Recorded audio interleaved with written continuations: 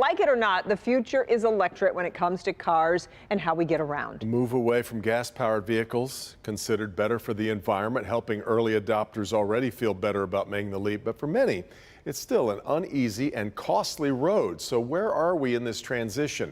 Business editor Rod Maloney live tonight with an electric vehicle reality check. Rod.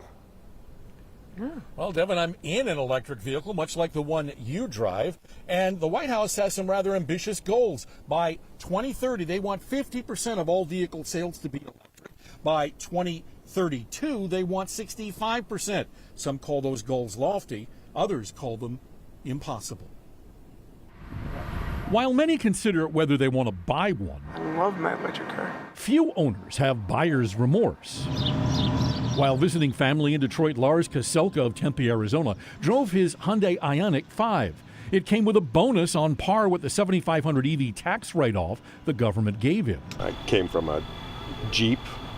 I got like 12 miles to the gallon to this, and came with 2 years free charging. You did hear him right. Hyundai gave him 2 years of free fuel.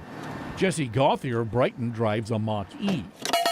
It's actually more powerful than most gas cars I've ever had, which was kind of surprising. It has a lot more torque right off the bat. That's right. It's amazing torque. And then there's Patrick Anderson, who drives an EV Porsche Taycan. And you can have quiet, and you can have tremendous handling. Now, he's an economist who runs the Anderson Economic Group, publishing an annual report measuring electric vehicle adoption.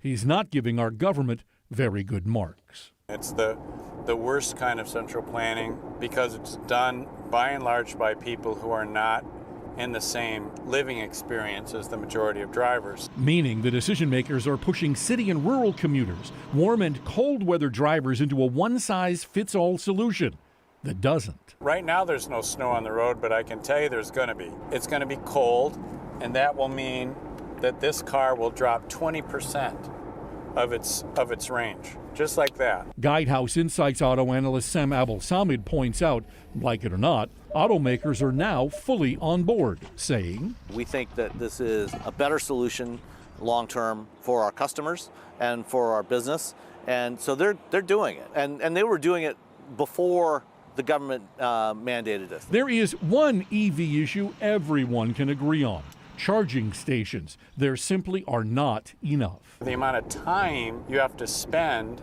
in finding a charger and getting it charged, it's not a little bit more. It can be 7 times or 10 times the amount. And there are some trips where you just plain can't take the trip. There are 3 levels of EV charger. Most efficient and sought after are the public fast chargers, topping tanks off in 18 to 30 minutes.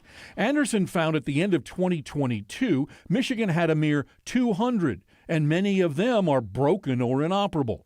Abel-Samid says companies need to get better at this, but adds, the big part of the infrastructure bill last year that was passed by Congress was $7.5 billion to fund the deployment of more public charging infrastructure. EVs account for 7% of new vehicle market share, 4 times 2 years ago, but a far cry from 50%. We think it's probably going to be more like about 35%, between 35 maybe 40% of new vehicle sales. Still, Abel-Samid believes most people vastly overestimate their needs in terms of a vehicle. More than 80% of daily drives are less than 40 miles. But Anderson believes 2023 is a very important year to learn whether we as a nation are truly EV ready. If you don't see wholesale people rushing to buy every single EV and ordering in the future, and showing that they're willing to wait a half hour, hour or more to charge them, if you don't see that this year, then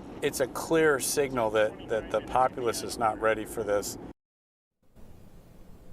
Now, here's something else to consider. The average annual income in the state of Michigan, $60,000, which coincidentally is about the cost of a new EV, but we are seeing them come down in cost. General Motors coming out with some low-end or lower, priced EVs very soon, and the entire industry knows they have to get that cost down. And like we see with the VCR moving to, other kinds of technology, as the technology comes into play, it gets less expensive. Back to you. Yeah, exactly right. We see that with all kinds of tech. The big consideration, as you mentioned in the story, Rod, really for everyone is charging, and where and when, and there was news on that front today. Well, there has been, because Rivian today, Ford and GM most recently last week, said that they were going to go along with the Tesla charging standard.